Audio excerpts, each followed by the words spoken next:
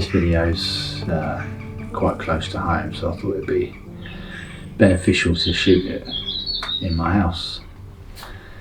So you may have noticed the infrequency of posting videos recently, and it's been a real tricky time in my house.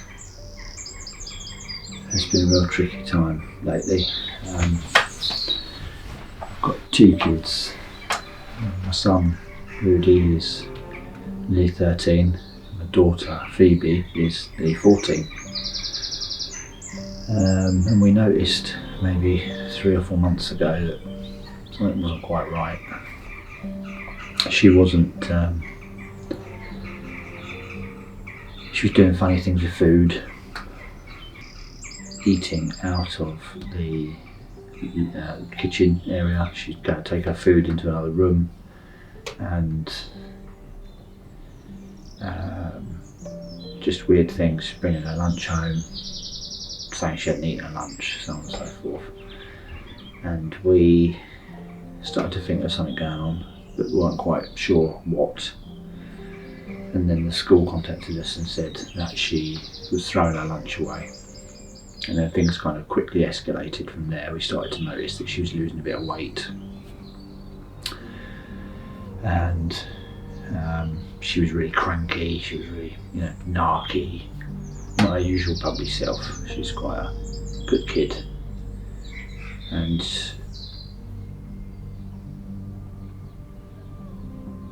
it became apparent that she had got an eating disorder. And once it all kind of came to a head, she was planning, she was going to New York with the school, and the school said she couldn't go because she was through their risk assessment, etc. So things really quickly came to a head,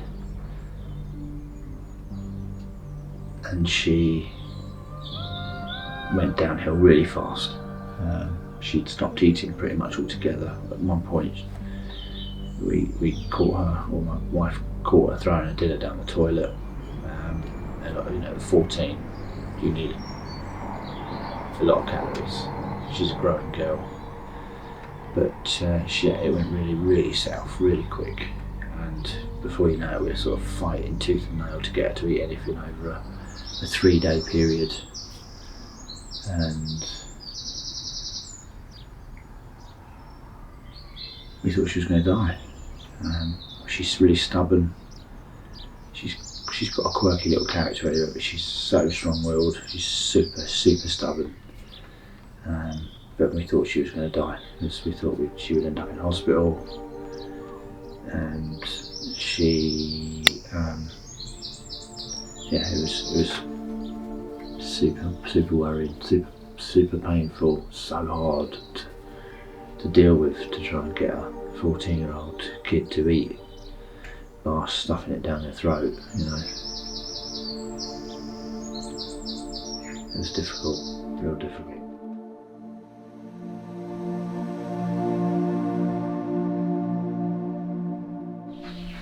It got so bad that she would be, when she was kind of in this worst state, she would almost go into like this trippy, cloudy, sort of catatonic state where I would take her out for a drive and she would tell me about how she was feeling about life, and she just was sort of almost like just in this altered state pretty much.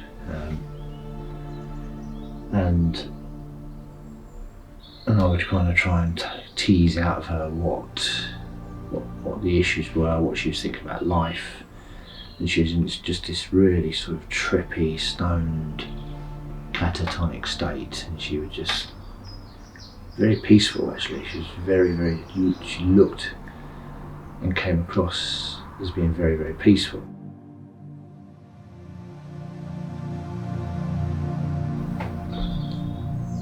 We look at ancient cultures and cultures that used starvation to commune with the divine. in a shamanic sense.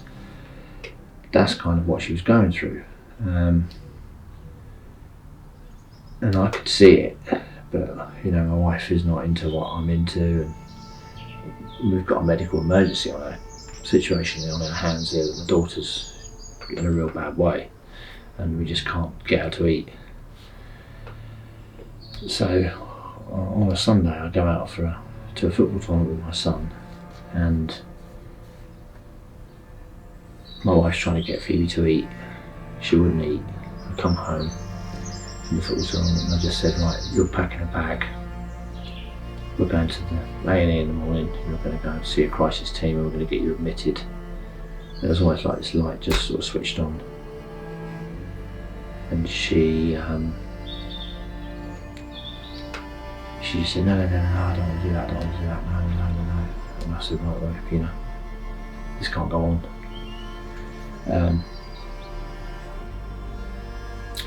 So I went out and mowed the lawns, randomly as you do on a Sunday afternoon. Mow the lawns. I see my daughter come down the stairs.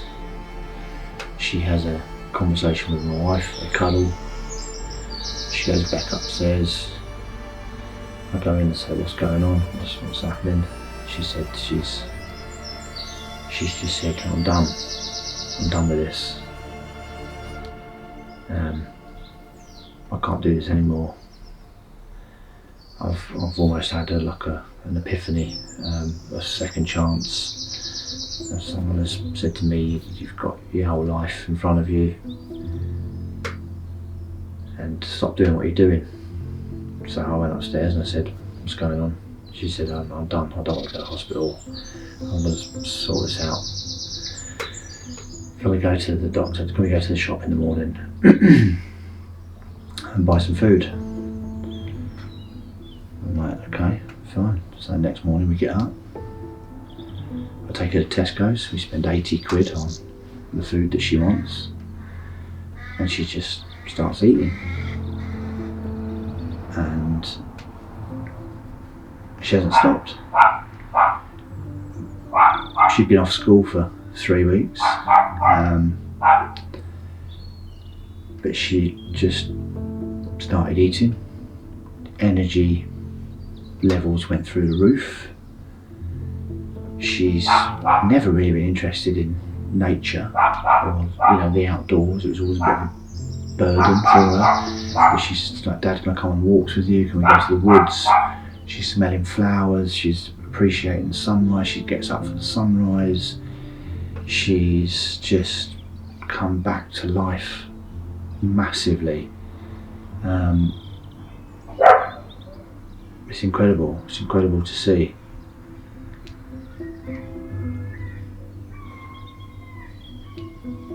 It's like she's had, an awakening, and she appreciates a second chance.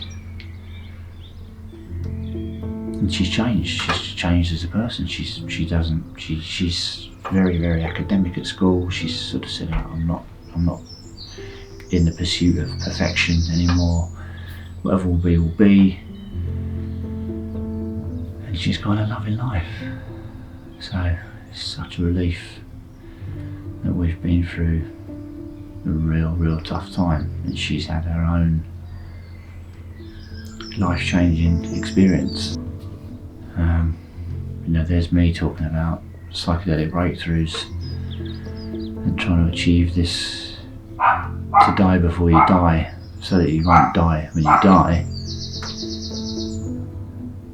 She's taken her own path, not through any fault of her own, and come to her own realisation that there's more to life and that you need to live every day and appreciate what you've got, why you've got it, because you just don't know when that's going to end. So it's good news. We're happy. We're moving. This is my bedroom. We've sold our house and we're moving, not very far away. But that's kind of why the videos have been a bit sporadic, and not uploaded as frequently as we would have liked. But things are on the up. I've got my daughter back. And that is just, that's what I want. That's what I wanted. So, Jamie Jags, see you in the next one. Peace.